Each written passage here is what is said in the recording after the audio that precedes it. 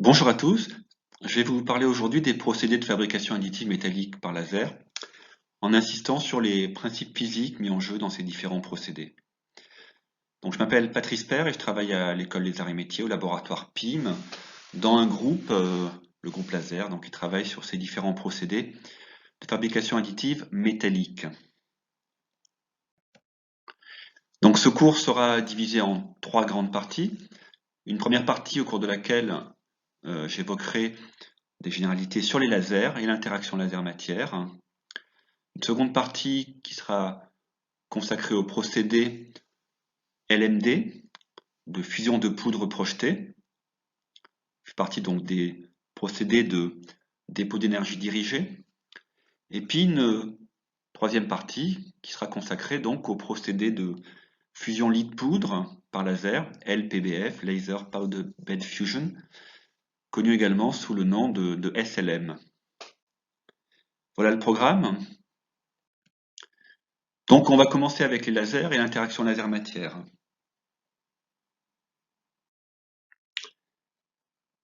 L'acronyme laser signifie amplification de lumière par émission stimulée de rayonnement. Le premier laser a été inventé par Theodor Maiman en 1960 en utilisant le principe de l'émission stimulée découvert par Albert Einstein en 1917. Donc une lumière laser est faiblement divergente, ce qui permet de la transporter sur des grandes distances, a des grandes capacités de focalisation, ce qui permet d'avoir des densités de puissance extrêmement importantes localement, et présente un caractère monochromatique. Donc sur ce petit diagramme ici, on a représenté donc les différentes catégories de lasers classiques pour les procédés, et en rouge, les lasers utilisés pour la fabrication additive, qui sont en général autour d'une longueur d'onde de 1 micron.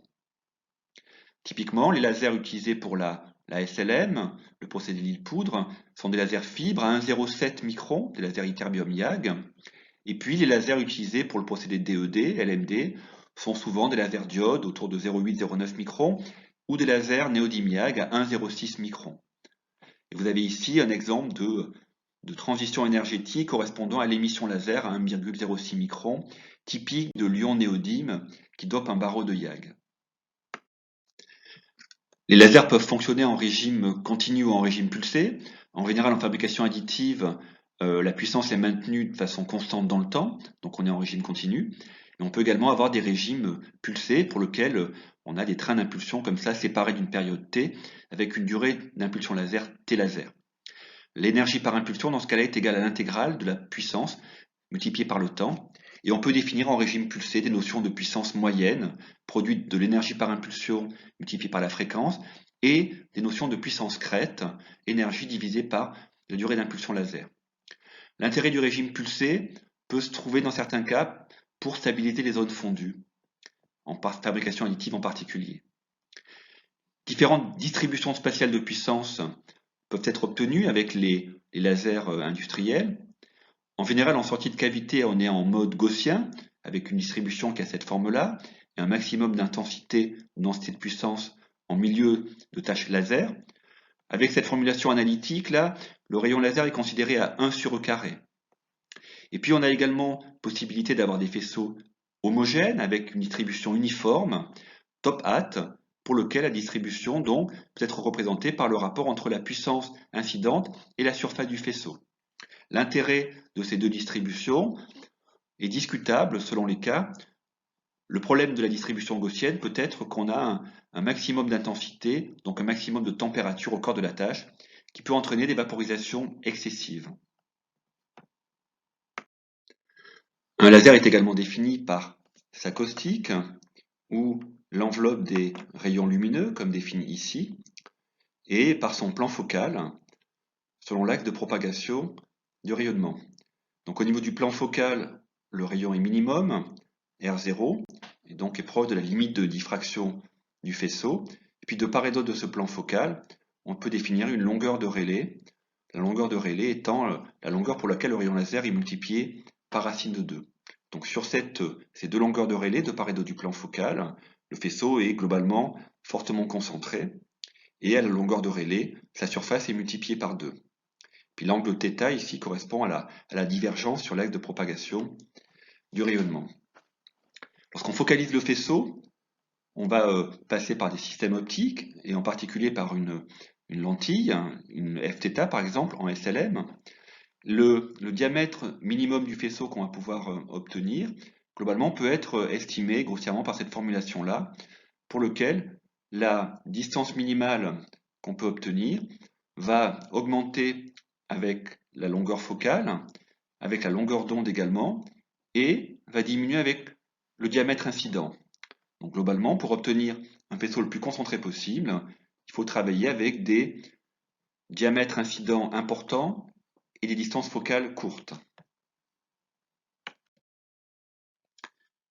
Le laser est absorbé dans les matériaux métalliques par des interactions entre les photons et les électrons libres du réseau cristallin. Ça, c'est selon un modèle de Drude-Lorentz, donc qui correspond à cette interaction entre les photons et les électrons libres du réseau cristallin, donc selon avec le gaz de Fermi. Le laser qui arrive sur un matériau métallique va être absorbé sur une épaisseur extrêmement fine, de l'ordre de quelques nanomètres, le reste étant réfléchi sous forme de la puissance réfléchie PR. Cette atténuation sur l'épaisseur d'absorption ici se fait par un formalisme de type Beer-Lambert.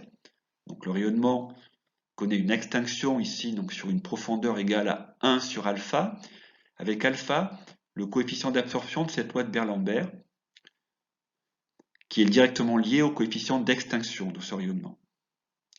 L'épaisseur d'absorption correspondante est de l'ordre de quelques nanomètres sur les métaux à 1 micron, donc la longueur d'onde proche infrarouge, classiquement utilisée en fabrication additive. Cette épaisseur d'absorption est très faible par rapport à l'épaisseur de diffusion thermique, qui est calculée par 2 fois la racine de la diffusivité multipliée par le temps d'interaction. Au final, ce qu'il faut retenir, c'est que sur les métaux, qu'on soit à l'état solide ou liquide, l'absorption est un phénomène très superficiel qui ne va concerner que quelques nanomètres. On peut représenter l'absorptivité des matériaux en fonction de la longueur d'onde. On s'aperçoit que pour les matériaux métalliques, il existe 2 catégories de matériaux. Les métaux de transition, comme le fer ou le nickel, qui absorbent environ 30% du rayonnement à 1 micron. Et puis les matériaux comme l'or, l'argent, l'aluminium ou le cuivre, qui sont des matériaux à forte réflectivité et à forte conductivité électrique et thermique, qui vont absorber beaucoup plus faiblement le rayonnement laser, avec des absorptivités comprises entre quelques pourcents et 10%. Donc cette courbe-là, elle traduit une absorptivité moyenne des matériaux, mais elle doit être pondérée par le fait que l'absorptivité change avec l'état de la matière. Elle augmente par exemple en phase liquide, et puis elle augmente également avec la topographie de surface. Une rugosité de surface importante contribue à augmenter l'absorptivité, de même qu'un état oxydé. La loi de Hagen-Rubens ici permet de représenter globalement l'évolution de la réflectivité des métaux en fonction des propriétés électriques thermiques et en fonction de la longueur d'onde de l'onde incidente. Et on retrouve avec cette formulation le fait que les métaux les plus conducteurs électriques et thermiques sont les moins absorbants, donc l'or, l'aluminium, le cuivre, et l'absorption diminue avec la longueur d'onde lambda. On a coutume de représenter les procédés laser sur un diagramme de ce type-là, avec en ordonnée la densité de puissance, phi, et en abscisse le temps d'interaction, tau. Ce temps d'interaction peut être défini en régime continu par le rapport entre le diamètre du faisceau laser et la vitesse de balayage, et en régime pulsé par la durée d'impulsion laser. Globalement, la fabrication additive se situe dans des temps d'interaction de l'ordre de 0,1 milliseconde à 0,1 seconde et des densités de puissance comprises entre 0,1 MW par cm² et 3 ou 4 MW par cm² dans la plupart des cas, avec la densité de puissance définie par cette petite formulation, la puissance incidente divisée par la surface du faisceau laser. Et donc on s'aperçoit que la fabrication additive se situe légèrement en dessous du soudage laser, qui en général utilise des densités de puissance plus importantes, avec des pénétrations des zones fondues un peu plus grandes. On définit également sur un diagramme comme ça la notion de fluence ou densité d'énergie en joules par centimètre carré, qui est le produit du temps d'interaction par la densité de puissance. Je vais vous parler donc aujourd'hui de deux procédés qui sont des procédés laser. Donc, dans les procédés de fabrication additive métallique au sens large, sur lequel vous aurez des cours dans les sessions suivantes, on rencontre les deux catégories classiques de dépôt de matière, dépôt d'énergie dirigée, DED, avec de la poudre ou du fil, et puis les procédés lead-poudre. Et au sein de ces procédés-là, il y a deux procédés laser principaux. Le procédé de fusion lead-poudre LPBF, Laser Powder Bed Fusion, ou SLM, et puis le procédé de Laser Metal Deposition, de fusion de poudre projetée. Donc c'est ces deux procédés qui vont faire l'objet de la présentation d'aujourd'hui. Avant cela, je vais faire quelques rappels sur la notion de fusion dans le domaine des matériaux métalliques. Tous les procédés usuels de fabrication additive métallique sont des procédés de fusion, pour lesquels on réalise une fusion complète de la matière. Donc on est ici dans le régime à la fois du soudage ou de la microfonderie. Ce qui va distinguer les matériaux métalliques des autres types de matériaux, polymères ou céramiques, c'est entre autres leur très faible viscosité à l'état liquide. Un métal classique, ça a une viscosité de l'ordre de 10-3 pascal seconde, qui est proche de celle de l'eau, et qui est à peu près 1 million de fois inférieure à celle des polymères, par exemple. Cette très faible viscosité va entraîner des propriétés particulières pour les zones fondues, et en particulier une dynamique assez présente, voire même une turbulence de ces zones fondues. Donc il va être important de pouvoir stabiliser, maîtriser ces zones fondues, afin de pouvoir construire de façon la plus stable possible. Il va être également important de maîtriser, bien sûr, l'interaction laser-matière et la façon dont le laser est absorbé. Si on compare les zones fondues obtenues par les procédés DED et LPBF, on a, dans le cas du procédé DED, de fusion de poudre projetée, des zones fondues millimétriques, alors qu'elles ont de quelques centaines de microns dans le cas du procédé LPBF.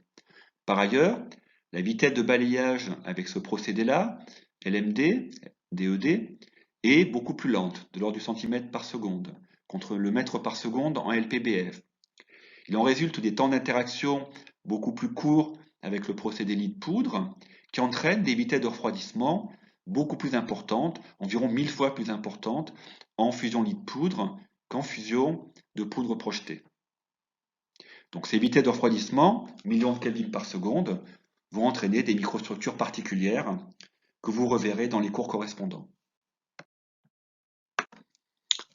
Lorsque le laser interagit avec la matière à faible énergie, il va générer une couche liquide ici dont la profondeur va être largement inférieure au diamètre du faisceau laser. Cette fusion intervient par tout simplement diffusion, conduction de la chaleur depuis la surface sur laquelle le rayonnement est déposé. Lorsqu'on augmente la puissance laser ou la densité d'énergie, on va vaporiser la surface du métal liquide et entraîner la formation d'une pression de recul, représentée ici, qui s'exerce verticalement sur la zone fondue. Cette pression de recul peut être calculée par la loi de Clausius-Clapeyron en utilisant la pression de vapeur saturante du matériau, donc la pression d'équilibre entre le liquide et la vapeur, pour la pression atmosphérique considérée. Et cette pression de recul va faire intervenir également un paramètre K qui intègre des notions de recombinaison, de recondensation de la matière vaporisée. Lorsqu'on est en régime de keyhole, donc lorsque cette pression s'exerce sur le métal liquide, on va commencer à enfoncer le métal liquide, à augmenter sa profondeur, et petit à petit, le laser, qui continue à se déposer, à être absorbé par la surface du liquide, va être à l'origine une profondeur fondue de plus en plus grande. Lorsqu'on est dans des régimes de très forte intensité, en général supérieurs au mégawatts par centimètre carré, ou avec des densités d'énergie volumique, avec cette formulation-là, donc l'intensité divisée par la surface importante, eh bien on va être dans un régime de keyhole pénétrant, pour lequel petit à petit le laser va être complètement piégé par des multiréflexions ici sur les parois liquides de ce capillaire de vapeur. Il va en résulter une augmentation importante de l'absorptivité du rayonnement et, simultanément, des profondeurs de fusion extrêmement importantes par rapport au régime de soudage par conduction. Et dans ce cas-là, on va avoir donc des rapports d'aspect entre la profondeur E et le diamètre du faisceau D qui vont être largement supérieurs à 1. En général, on considère que le seuil de Keohl est égal au moment où l'épaisseur fondue, E, est à peu près égale au diamètre du faisceau laser. Au-delà de ce seuil-là, les rayons laser tendent à être réfléchis vers le bas, donc à contribuer au creusement du capillaire. Il existe deux moteurs de mouvement de convection dans les zones fondues, induites par les procédés laser. Le premier, c'est la convection thermocapillaire de Marangoni, qui est liée à des gradients de température et des tensions de surface dans la zone fondue. Donc typiquement, sur les procédés laser, on a un maximum de température au cœur des zones fondues ici, et le coefficient thermocapillaire négatif, qui est typique des matériaux métalliques, fait que la tension de surface diminue avec la température. Il en résulte des mouvements centrifuges du centre vers l'extérieur des zones fondues, qui tendent à élargir les zones fondues et à réduire leur pénétration. Dans certains cas, les matériaux métalliques peuvent également présenter des coefficients thermocapillaires d-gamma sur dt positifs, pour lesquels les coefficients thermocapillaires vont entraîner des mouvements centripètes de l'extérieur vers l'intérieur de la zone fondue, et vont donc faire plonger la zone fondue, augmenter sa pénétration et réduire sa largeur. Les matériaux peuvent également présenter des variations de ces coefficients thermocapillaires, donc des mouvements de convection associés, en fonction par exemple du taux d'oxygène. Ici, on voit qu'un acier 316L, selon son taux d'oxygène, 30 ppm en bleu ou 300 ppm en rouge, peut avoir un coefficient thermocapillaire négatif ou positif entre 1700 et 2300 degrés. Le deuxième moteur de la convection, c'est la pression de recul et l'effet piston lié à la vaporisation et au mode Keohl. Il existe, avec ce mode piston, deux régimes de convection. Un premier avec une vitesse V1 ici qui est due au frottement généré par la vapeur métallique sur le liquide en périphérie de capillaire, vers l'arrière donc avec une vitesse V1, et puis un second mouvement, V2, qui est lié au pincement du métal liquide entre le matériau solide et le capillaire de vapeur déformé verticalement. Ces deux mouvements se combinent vers l'arrière de la zone fondue et viennent entrer en compétition avec le front de solidification V-sol, créant par là même des chevrons de solidification qui sont liés finalement au mouvement vertical de la zone fondue qui est figé par le front de solidification. Donc le procédé de dépôt d'énergie dirigée par fusion de poudre projetée, LMD, va intervenir donc l'interaction d'un laser avec une poudre projetée par une buse. Cette interaction laser-poudre-substrat permet de générer des pièces de complexité moyenne avec des états de surface de l'ordre de, en rugosité moyenne, de une vingtaine de microns, on va dire, donc assez moyen par rapport à la technique lit de poudre.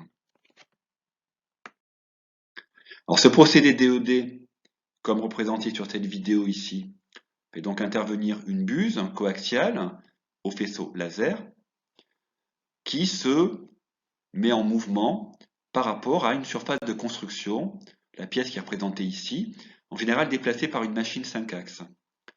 Dans cette configuration-là, on déroule tout le temps pour que l'axe de projection soit perpendiculaire au plan de fabrication, de façon à stabiliser l'état de construction des zones fondues et à avoir une construction en position qui soit la plus harmonieuse possible. Si on regarde maintenant un peu plus dans le détail le procédé, on utilise donc une bulle de projection avec différents systèmes d'écoulement de gaz qui passent par cette bulle de projection. Le gaz a plusieurs fonctions. Il sert à entraîner la poudre à travers un cône. Il sert également à protéger le métal liquide contre l'oxydation. Et puis, il peut servir également à mettre en forme le jet de poudre. Et toutes ces composantes-là, voilà, vont être intégrées dans les bulles de projection qui présentent des designs assez variables, mais dont l'effet est réel sur la qualité du procédé.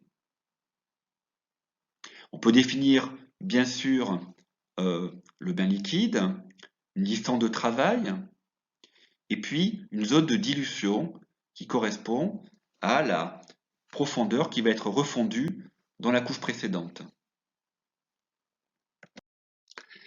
Les principaux paramètres du procédé LMD sont des paramètres liés à l'éclairement laser, la puissance, le diamètre du faisceau et la vitesse de balayage, qui définissent une densité de puissance et une densité d'énergie, classiquement, et puis le débit massique de poudre, qui conditionne l'apport de matière et qui est compris entre 1 et 10 grammes par minute, le paramètre DM. D'autres paramètres sont également importants, la nature du gaz de protection, les conditions de défocalisation du laser par rapport à la poudre, et également les paramètres de stratégie. Et puis un autre paramètre, la distance de travail, qui est important parce qu'il conditionne le temps d'interaction entre le laser et la poudre, et parce qu'également il permet de limiter, en éloignant ce paramètre, les conditions d'échauffement de la sortie de la buse, avec les problèmes de particules qui restent collées en surface de poudre, sous l'effet du rayonnement issu de la zone fondue ici. Les observables classiques, c'est les paramètres géométriques et les paramètres de rendement et de productivité sur lesquels nous allons revenir. Si on considère les paramètres principaux de ce procédé LMD comme étant la puissance, la vitesse et le débit massique, on peut regarder leur effet direct sur les géométries des couches fabriquées. Les principaux effets, c'est pour la puissance une augmentation de la largeur des zones fondues, tout simplement parce que la puissance élargit l'isotherme de fusion, donc élargit la surface sur laquelle est apportée la poudre. Et puis, le débit massique a un effet essentiel sur la hauteur de couche, puisque plus on apporte de matière, plus les hauteurs construites vont avoir tendance à augmenter. On remarque ici par contre que la hauteur de couche tend à se stabiliser et à saturer au-delà d'un certain débit massique, tout simplement parce que, au-delà d'un certain débit massique, il n'y a plus assez d'énergie dans la zone fondue pour refondre tous les grains de poudre qui y sont injectés.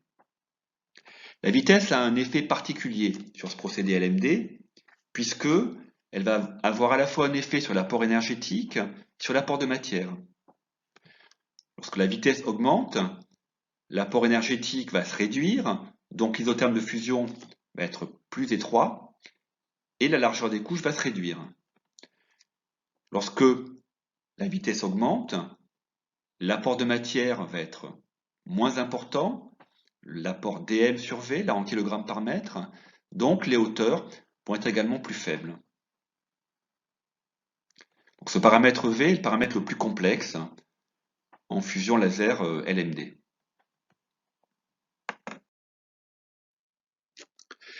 Le paramètre essentiel du procédé LMD, c'est le jet de poudre. Donc en LMD, les poudres sont injectées via un plateau rotatif sur lequel est creusée une rainure avec une certaine dimension, et cette rainure contient la poudre. Donc la rotation de la rainure est directement liée au débit massique en sortie du système de projection. Donc les poudres sont entraînées par un gaz vecteur vers la buse de projection, et le jet de poudre peut être analysé en utilisant par exemple des systèmes d'éclairement laser et puis des caméras rapides. Donc on a ici une vision d'un jet de poudre traditionnel, et on peut avoir différentes distributions de poudre en fonction de la nature de la buse utilisée. On voit ici que pour les trois buses A, B, C, le débit massique surfacique en grammes par seconde et par millimètre carré tend à être beaucoup plus concentré pour la buse A que pour les buses B et C, alors que les buses B et C ont des distributions plus évasées. Par rapport à la construction de la matière, un paramètre est important, c'est le débit massique efficace. En gros, le débit massique qui va réellement rentrer dans la zone fondue et contribuer à la croissance de la matière. Donc ce débit massique il peut être défini par cette petite formulation-là. En gros, l'intégrale du débit massique surfacique sur la largeur du bain liquide. Donc tout ce qui est ici dans la partie bleue va vraiment contribuer à la croissance de la matière. Maîtriser la physique du procédé LMD, ça signifie maîtriser essentiellement l'interaction entre la caustique du faisceau laser et le jet de poudre, maîtriser individuellement les propriétés du jet de poudre, et en particulier l'entraînement des particules par le gaz, et puis maîtriser l'interaction de la poudre avec la zone fondue et les mouvements de convection présents au sein de cette zone fondue, qui sont essentiellement conditionnés par les mouvements de Marangoni, parce qu'on a très peu de vaporisation avec le procédé LMD. L'interaction laser poudre en LMD peut être décrite de la façon suivante. On considère la densité de puissance incidente, phi0, qui peut avoir une distribution uniforme ou gaussienne. Et puis on considère l'interaction de cette densité de puissance incidente avec le jet de poudre, qui se manifeste par une densité de puissance transmise, phi', qui est bien sûr inférieure à la densité de puissance incidente. Tout ce qui n'est pas transmis est en partie absorbé par les particules et en partie réfléchi par ces particules. Donc les particules vont absorber les rayonnements à travers une surface de captation qui est en gros égale à pi fois r, le rayon de la particule au carré, donc les surfaces représentées en grisé ici, qui vont capter le faisceau laser et l'atténuer. Donc ça peut être représenté, ce petit formalisme-là, par les formulations suivantes. D'abord une formule de transmission du faisceau pour lequel le faisceau transmis phi' va être égal au faisceau incident phi0 en densité de puissance multiplié par exponentielle fois moins la surface de captation de la poudre fois la densité volumique de poudre sur la distance de travail ici fois la distance de travail LW. Et puis, tout ce qui n'est pas transmis va être absorbé. Donc là, c'est la partie absorbée et va contribuer à l'élévation de température des grains de poudre.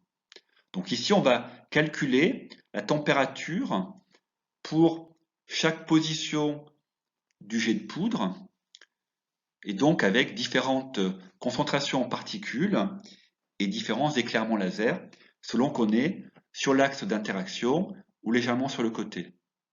Donc typiquement, voilà, on retrouve des vitesses de grains de poudre de quelques mètres par seconde pour des débits massiques en grammes par minute qui sont souvent compris entre 5 et 10, 15 grammes par minute avec les procédés usuels.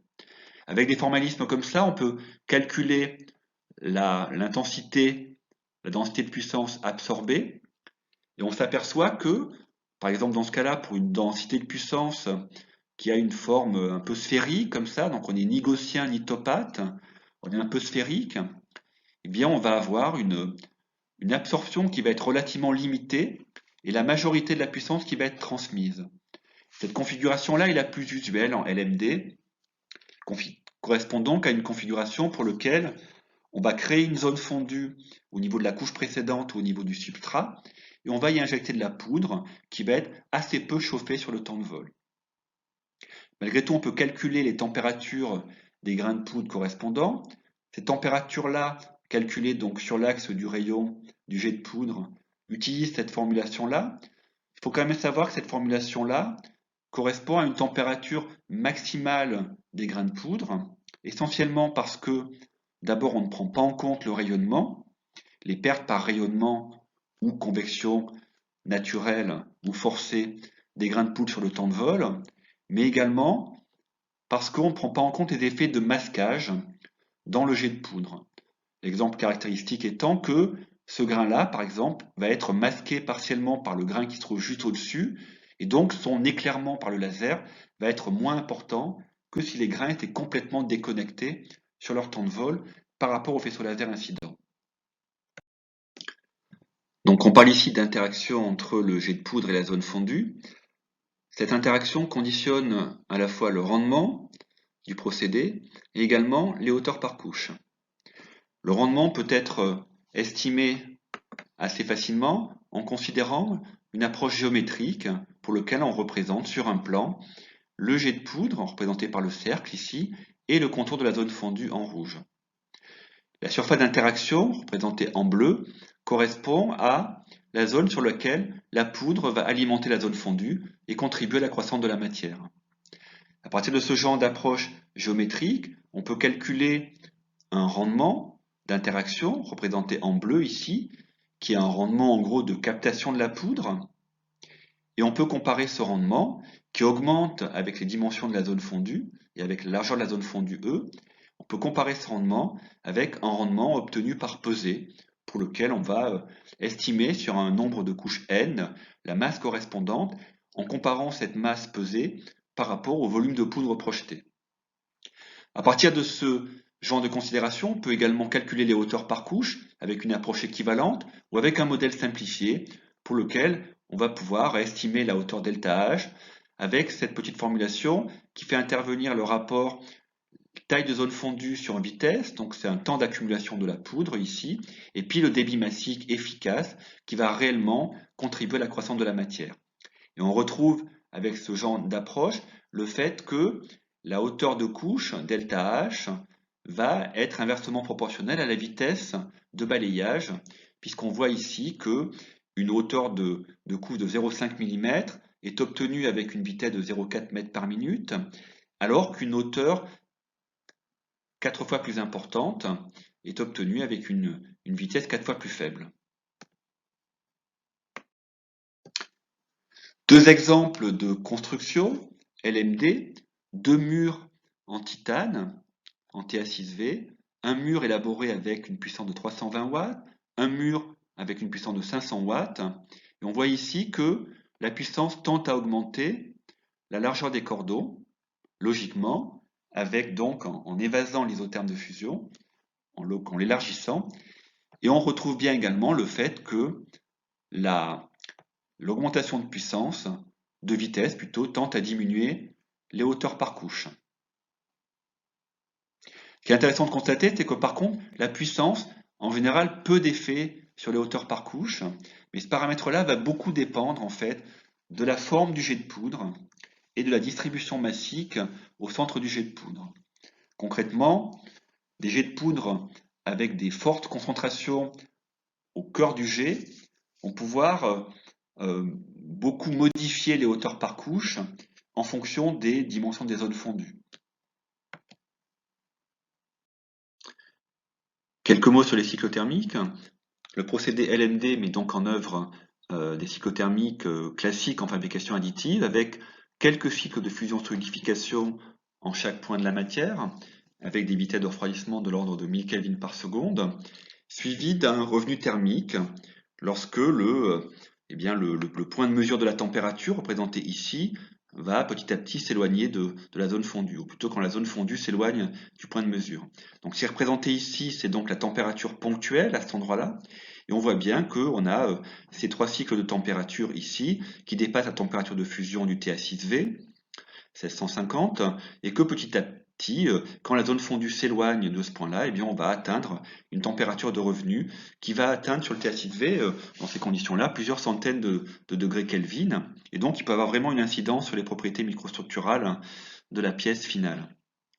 Donc au final, ce qui est intéressant de remarquer, c'est la notion de dilution, c'est le fait que la zone fondue va refondre plusieurs couches, en général, dans le cas qui est présenté ici, qui n'est pas forcément caractéristique de celui-là, mais on a plus de 2 couches qui sont refondues par le bain liquide, et puis petit à petit, donc, on va atteindre ce régime de température moyenne qui va s'établir dans le matériau. Microstructuralement, le changement d'énergie injectée dans la matière, donc du rapport P sur V, va entraîner un changement de microstructure. En général, on est colonnaire lorsqu'on a des énergies élevées, avec une croissance épitaxiée et une refusion de plusieurs couches. On va être équiaxe lorsqu'on a des bains liquides plus petits qui refondent pratiquement pas la couche précédente et pour lequel la solidification va concerner exclusivement la zone fondue elle-même, avec formation donc d'une solidification beaucoup plus équiaxe. Comme les hauteurs générées lors du procédé LMD dépendent des paramètres procédés, il est important de pouvoir les contrôler en temps réel, donc d'opérer un contrôle de procédé basé sur des observables. Typiquement, ça se justifie par le fait que dans certaines zones singulières des pièces, comme celle qui est représentée ici, eh bien, on va avoir des surépaisseurs associées à une élévation de température, à un élargissement des zones fondues, ou tout simplement à un point de rebroussement et à une accumulation de poudre plus importante. Donc pour éviter ces phénomènes-là, ou les phénomènes ici de dissipation thermique trop importante, en pied de mur, dans les zones d'accroche, il est important de pouvoir mesurer ces zones fondues en utilisant par exemple des caméras coaxiales. Dans le cas présenté ici, eh bien on a mesuré l'évolution de la largeur des zones fondues ou des dimensions des zones fondues plus généralement en fonction du nombre de couches. Sans contrôle de la puissance, on a une largeur qui est trop faible au niveau de la zone d'accroche. Et puis avec contrôle de la puissance, en l'occurrence avec augmentation de la puissance, en pied de mur ici, on arrive à stabiliser les zones fondues. Et ça, c'est important parce que ça permet voilà, d'avoir, quelle que soit la géométrie de la pièce, une rétroaction sur le paramètre puissance. Et cette rétroaction, on ne peut pas la mettre en œuvre en général en SLM parce que les temps de balayage sont beaucoup plus courts, les vitesses sont plus rapides et on n'a pas le temps de mettre en place ces types de rétroaction et ces types de contrôle de procédés. La majorité des applications en LMD concernent la réparation ou le rechargement, comme ce qui est présenté ici dans le cadre d'un disque obagé monobloc. Globalement, il s'agit de découper les zones endommagées, de les recharger, de les réparer par le procédé LMD, et puis de venir faire un parachèvement, un réusinage, afin d'avoir les surfaces requises. Vous avez les exemples ici, par exemple de la réparation de dopage en titane, équivalent à peu près à celui-là. Et puis d'autres applications concernent la fabrication additive à proprement parler, pour lequel on va partir d'une ébauche de pièces réalisée en LMD, dont l'état de surface est vraiment pas exceptionnel. Et après usinage, voilà, on arrive à avoir les géométries requises pour la pièce aéronautique en question. Et puis ce qui est intéressant de constater en LMD, c'est qu'on peut également, et c'est vraiment une caractéristique de ces procédés, élaborer des multimatériaux. Dans ce cas-là, par exemple, on va passer d'un acier à un cuivre, on va revenir à un acier, tout simplement en utilisant des apports de poudre différents, distributeurs de poudre différents. Et c'est assez facile de faire ça en LMD, à condition d'avoir une compatibilité métallurgique qui soit bonne entre les matériaux, par exemple une grande plage de solubilité, et d'éviter la formation d'intermétalliques fragiles. Et dans ce cas-là, avec ces multimatériaux, eh bien, on peut limiter les soudages, donc limiter les transitions brutales de matériaux, et puis également élaborer des matériaux composites, par exemple des matériaux composites à matrice métallique, dans lesquels on va former directement les céramiques au cœur de la matière en cours de solidification. J'en arrive au procédé LPBF. Donc le procédé LPBF, c'est donc la fusion de poudre étalée. Donc la poudre est statique et étalée. Les hauteurs de couche sont constantes et dépendent donc de l'incrément de descente des plateaux de construction. Et le laser va donc fondre séquentiellement ces couches de poudre étalée. Vous avez un exemple ici de pièces élaborées pour un véhicule spatial. C'est une pièce en titane qui fait à peu près 30-40 cm de haut, dans lequel on voit bien toute la complexité qu'on peut arriver à atteindre avec ce procédé LPBF. Donc globalement, le procédé, lorsqu'il est mis en œuvre, il donc correspond à la fusion itérative de poudre étalée. On retrouve ici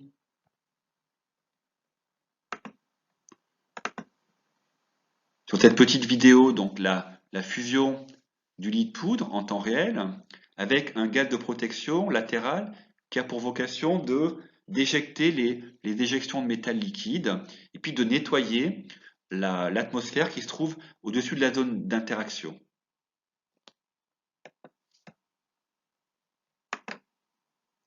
La zone d'interaction étant à peu près à ce niveau-là, et donc on voit ici une luminosité assez intense qui traduit beaucoup la formation de ces petits éjectats. À l'issue de chaque couche, donc on vient réétaler une couche de poudre, et puis le plateau descend et on continue à mettre en œuvre le procédé. Donc par rapport au procédé précédent, les différences, c'est essentiellement des intensités laser plus importantes et puis une productivité qui est quand même globalement plus modérée. Beaucoup de paramètres vont intervenir sur ce procédé LPBF, des paramètres qui sont de l'ordre de l'interaction laser-matière, classique, puissance, vitesse, diamètre de faisceau, des paramètres liés à l'environnement de travail, le gaz de protection, souvent de l'argon, le préchauffage ou pas du plateau, le type de mise en couche, par racleur, par rouleau, les paramètres de la poudre qui vont avoir un effet sur les conditions d'étalement, et puis beaucoup de considérations liées à la stratégie de balayage. Comme le procédé est fait pour élaborer des matériaux complexes, la stratégie de balayage est un point clé, et on va en dire quelques mots. Donc un paramètre important à LPBF, c'est le supportage, la nécessité de supporter les pièces en cours de construction lorsque l'angle entre la verticale et la pièce en cours de construction dépasse souvent 45 degrés, donc lorsque en gros les pièces ont la tête en bas. Donc dans ces conditions pour lesquelles la pièce est en surplomb, Eh bien, les supports vont avoir pour rôle à la fois de maintenir la pièce en position, d'éviter les contraintes et déformations de la pièce lors de la fabrication, également de favoriser la dissipation de la chaleur, sachant que ça va beaucoup chauffer dans la partie ici en contre-dépouille.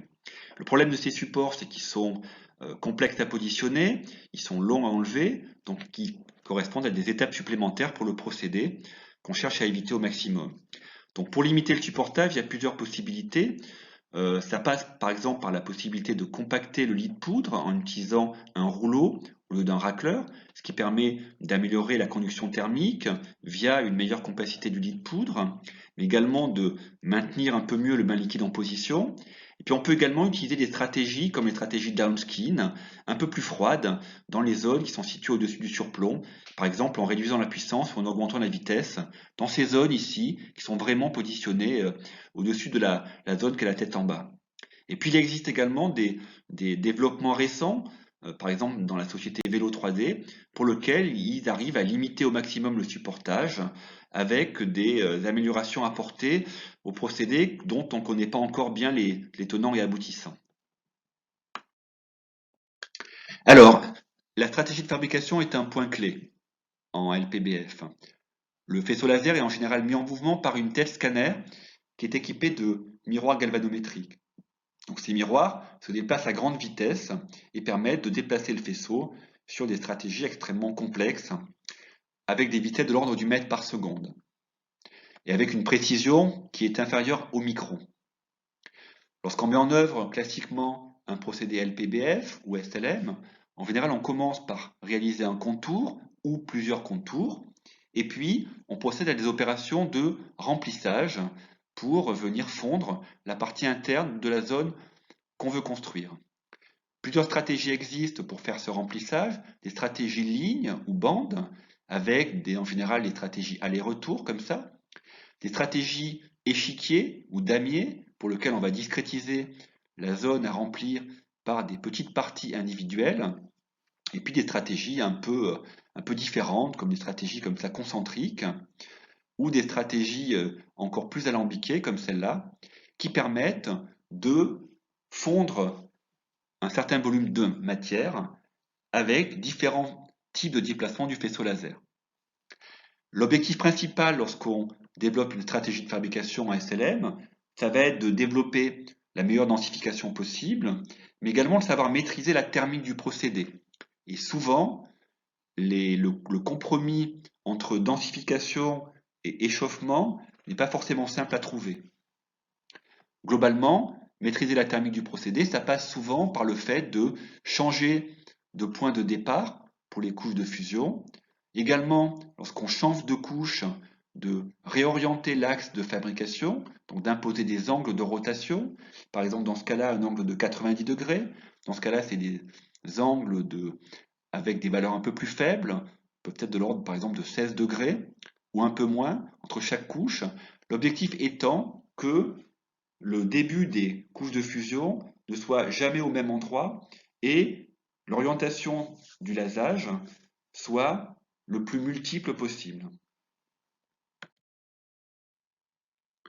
Parmi les impératifs de ces stratégies de balayage, l'un des points essentiels, c'est la volonté d'éviter les interactions entre le faisceau laser et les fumées, les vapeurs métalliques qui sont générées lors de l'interaction laser-matière.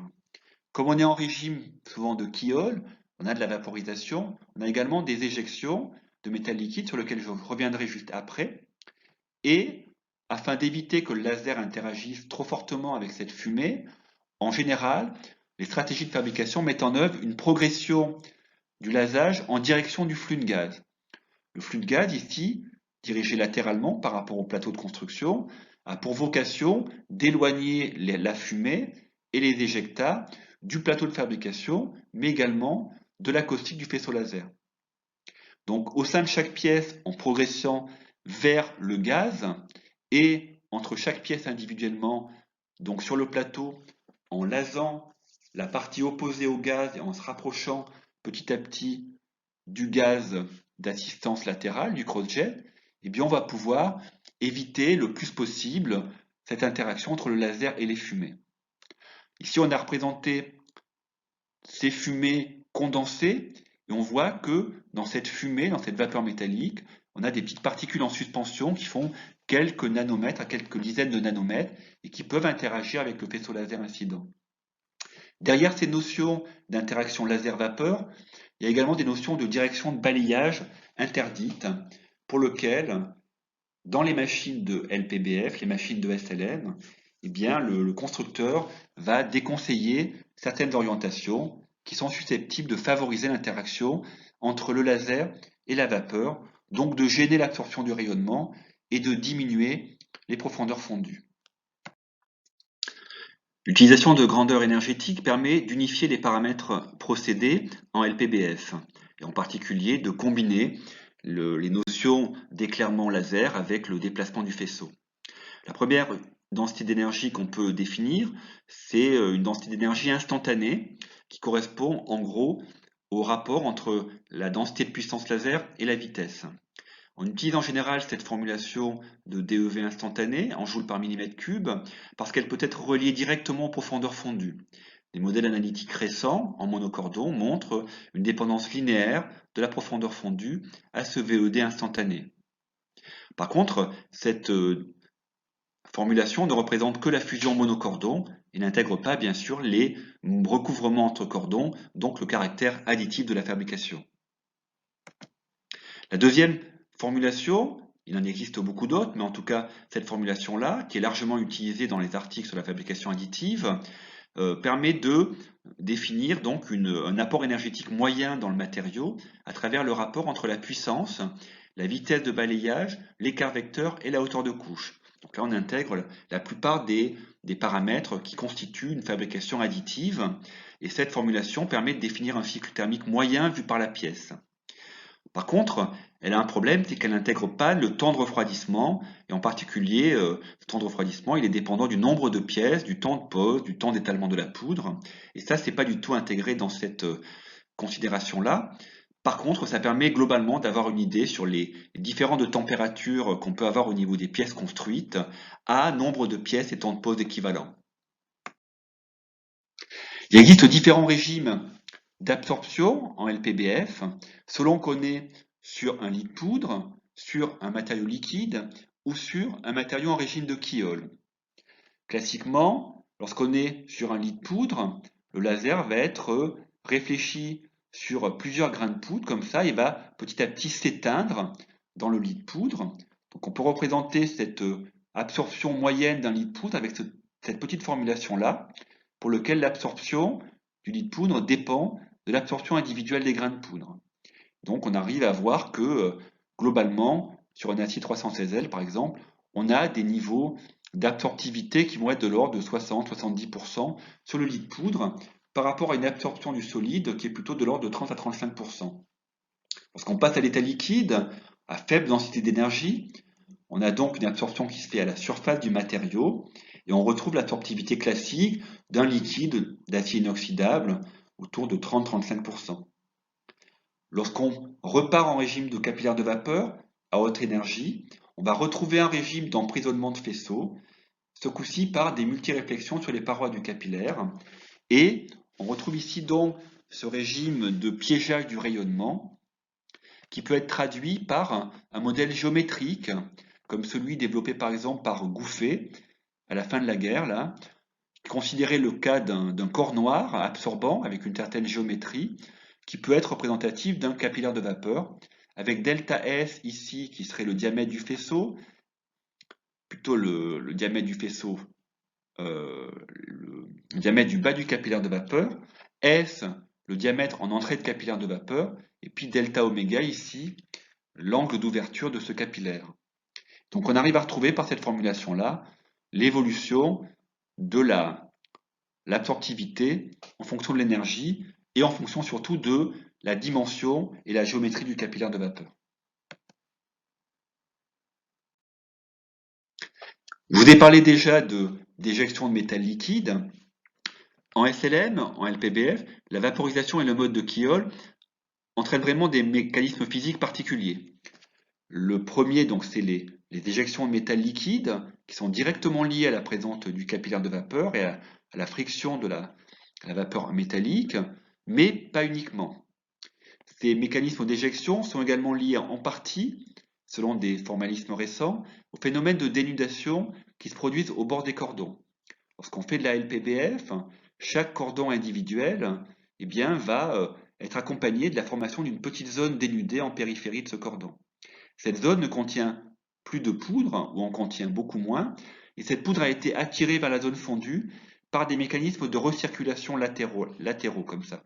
Comment ça se passe? Eh bien, la vapeur métallique qui se détend ici verticalement en régime de Kiol va entraîner une dépression à ce niveau-là, au-dessus de la zone fondue, et cette dépression entraîne un flux de gaz induit, un flux d'argon, qui va venir pousser les grains de poudre vers cette zone fondue.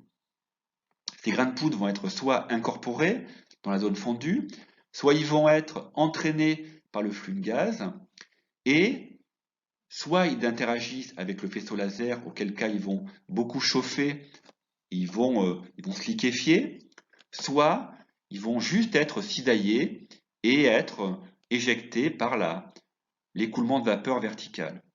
Donc ces éjections sont également en partie liées à la formation de ces dénudations et au fait que les grains de poudre soient attirés latéralement. Une deuxième explication, c'est une déstabilisation plus macroscopique de la zone fondue qui entraîne carrément le décrochement de grosses gouttelettes de liquide depuis la zone fondue elle-même avec la formation d'instabilité. Donc ces écoulements, ces éjections de métal liquide, qui peuvent aller jusqu'à 10-15% du volume total, vont retomber sur le matériau en cours de construction ou sur le lit de poudre et vont contribuer à créer des inclusions, des incrustations qui en général sont néfastes pour les propriétés d'usage des pièces et en particulier pour les propriétés en fatigue. La première étape d'optimisation du procédé LPBF passe par l'établissement de cartographie puissance-vitesse à partir de monocordons. L'objectif est d'obtenir des cordons les plus réguliers et constants possibles lors de la fusion. Sur ces cartographies, on peut mettre en évidence différents régimes à éviter. Le premier d'entre eux est le régime de Kiol trop profond, qui intervient lorsque la puissance est élevée et la vitesse faible. Dans ce régime-là, la formation de cavités en racines de cordon eh bien, est forcément néfaste pour le procédé et en général est associée à un grand nombre d'éjections qui viennent contaminer les pièces fabriquées. Les autres régimes à éviter vont être le régime de humping qui intervient lorsque la puissance est élevée et la vitesse élevée. Ce régime se manifeste par la formation de bosses et de creux qui sont liés au fait que la vitesse fluide en zone fondue dépasse un certain seuil et elle est largement supérieure à la vitesse de balayage du faisceau laser. Dans ce cas-là, on vient vider les zones fondues et la matière liquide vient s'accumuler à l'arrière par intermittence, formant ces successions de creux et de bosses qui sont assez néfastes lorsqu'on veut se faire se recouvrir de façon homogène les cordons.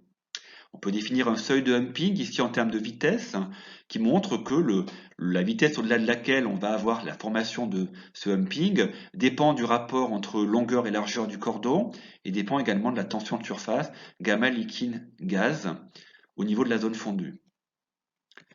La deuxième instabilité est l'instabilité de Bolling qui intervient lorsque l'énergie apportée est insuffisante. Lorsque le rapport P sur V est trop faible, on va avoir un mécanisme de sphéroïdisation du métal liquide sous forme de gouttelettes, de chapelets de gouttelettes, tout simplement lié au fait que le métal liquide va minimiser son énergie libre. Dans ce cas-là, on est typiquement dans le cas d'une instabilité de plateau Rayleigh, correspondant à une colonne de liquide qui, au-delà d'une certaine longueur caractéristique, eh bien, va se déstabiliser sous forme de micro-gouttelettes. Le seuil de déstabilisation correspondant peut être défini par un rapport longueur sur largeur supérieur à pi, qui est typique du cas d'un robinet d'eau en fait, pour lequel le filament liquide se déstabilise sous la forme de micro-gouttelettes d'eau. Et donc, optimiser ces cordons, ça favorise le recouvrement, donc ça favorise la densification. La deuxième étape d'optimisation, c'est de densifier la matière et de vérifier que cette densification se passe bien. Et pour ce faire, on va mesurer les densités matières en utilisant en fabriquant des pièces 3D, souvent des petits cubes de ce type-là. Donc ces pièces 3D, eh bien, on va mesurer leur densité, soit par la méthode de double pesée de type Archimède, soit par de la pycnométrie hélium, soit souvent par des analyses métallographiques avec des analyses d'images. Typiquement, ce cas qui est présenté ici, on a des successions, des alignements de porosité ici, qui sont liés à sûrement une mauvaise optimisation de l'écart vecteur. Et par analyse d'image, par binarisation de cette image, on va pouvoir estimer un seuil de pixels noirs par rapport à des pixels blancs qui va nous renseigner sur le taux de porosité. Typiquement, dans le cas qui est présenté ici, sur un alliage d'aluminium de fonderie 40-47 à 12% de silicium, on retrouve un optimum de densité autour, par exemple, de 2,5 mètres par seconde et 300 watts, pour lequel la densité est maximale. Pour optimiser cette densification, on peut également considérer de façon un peu simplifiée le recouvrement entre cordons pour contribuer à limiter les manques de fusion. Un modèle a été proposé il y a quelques années par Tang, pour lequel on considère chaque cordon de fusion individuellement, qui présente une largeur L et une hauteur H, et l'écart vecteur E ici, qui correspond à l'espacement entre ces cordons. Et on peut, avec cette petite formulation analytique là, qui fait correspondre l'écart vecteur avec la largeur des cordons et la hauteur de couche avec la profondeur de ces cordons, on arrive à montrer que lorsque ce seuil-là est inférieur à 1, on arrive à densifier correctement la matière.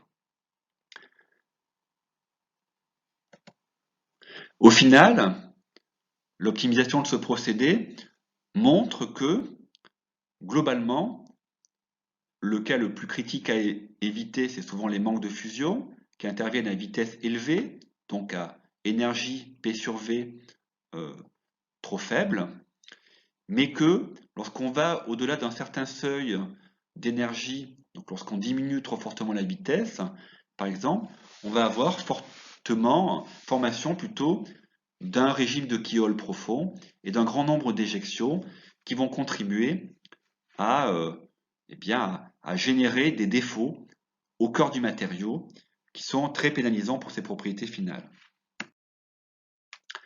On peut également modéliser cette densification en considérant l'évolution du taux de porosité en fonction de l'énergie du VED pour différentes hauteurs de couches.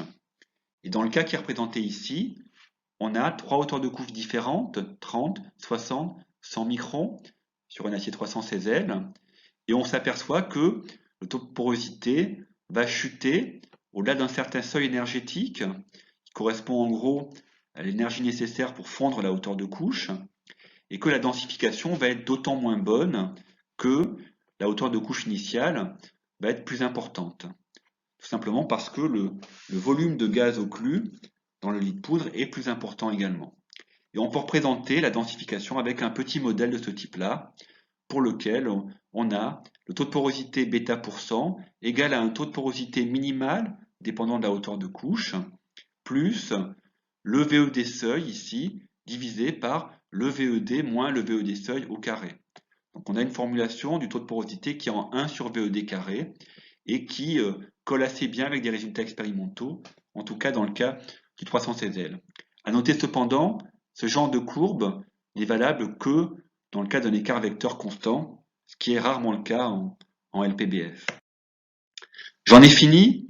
Donc pour conclure sur ces procédés, je voulais juste dire deux mots sur la comparaison entre les deux procédés évoqués, pour rappeler que la différence majeure entre le procédé LPBF et le procédé DED, c'est les densités de puissance mises en œuvre, qui sont beaucoup plus importantes en LPBF, qui entraînent donc plus de vaporisation, un régime qui est plus proche du régime de Kihol, avec des éjections de matière assez significatives. Donc on a en général plus de porosité avec ce procédé-là, en raison de toutes ces instabilités. Par contre, l'intérêt de ce procédé, bien sûr, c'est la complexité des pièces réalisées. Par ailleurs, l'une des différences importantes, ça va être les vitesses de refroidissement de l'ordre du million de Kelvin par seconde qui vont avoir un effet significatif sur les microstructures. Voilà, je vous remercie, j'en ai terminé. Donc vous pourrez me poser vos questions ultérieurement.